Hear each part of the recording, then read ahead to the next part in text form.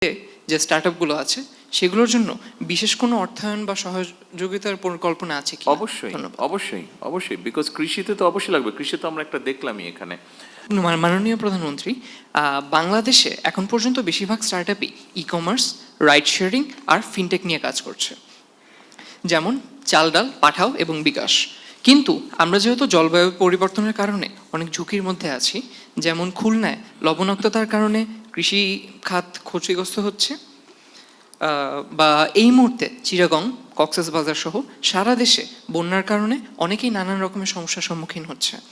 তাই আমার প্রশ্ন হলো, ভবিষ্যতে কি সরকার বা সংশ্লিষ্ট সংস্থাগুলোর পক্ষ থেকে কৃষি প্রযুক্তি অর্থাৎ অ্যাগ্রিটেক, জলবায়ু প্রযুক্তি অর্থাৎ ক্লাইমেট টেক বা স্বাস্থ্য প্রযুক্তি অর্থাৎ হেলথ টেক এর মতো দীর্ঘমেয়াদী ও গুরুত্বপূর্ণ খাতে যে স্টার্টআপগুলো আছে সেগুলোর জন্য বিশেষ কোনো অর্থায়ন বা সহযোগিতার পরিকল্পনা আছে কি? অবশ্যই অবশ্যই অবশ্যই, বিকজ কৃষিতে তো অবশ্যই লাগবে। কৃষি তো আমরা একটা দেখলামই এখানে, আই ফার্মার, এটা তো আমরা দেখলামই।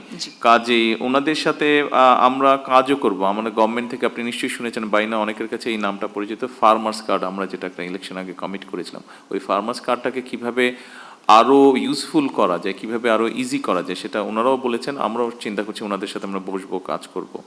এর বাইরে আপনি যেগুলো বললেন ফরেস্টেশন সহ অন্য যেই বিষয়গুলো আপনার, সেগুলোতে আমাদেরকে কাজ করতে হবে। কারণ ওখানে আমরা যদি স্টার্ট আপ যারা আছেন ওনাদের সাথে, এন্টারপ্রেনার যারা আছে ওনাদের সাথে যদি কাজ না করি, আমরা নতুন আইডিয়া পাবো না। এখন আমাদেরকে নতুন নতুন আইডিয়াতে যেতে হবে, যেই আইডিয়াগুলো মানে তাড়াতাড়ি আমাদেরকে বেনিফিট দেবে।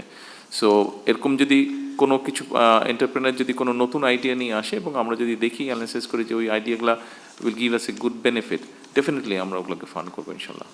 ধন্যবাদ মাননীয় প্রধানমন্ত্রী, ধন্যবাদ। আসসালামু আলাইকুম। আমরা খোঁজ করছি আপনারা এরকম যারা আছেন, আপনি যেই সাবজেক্টগুলোর কথা বলেন, এরকম যদি আপনার কাছে থাকে আপনি আমাদের কাছে নিয়ে আসেন।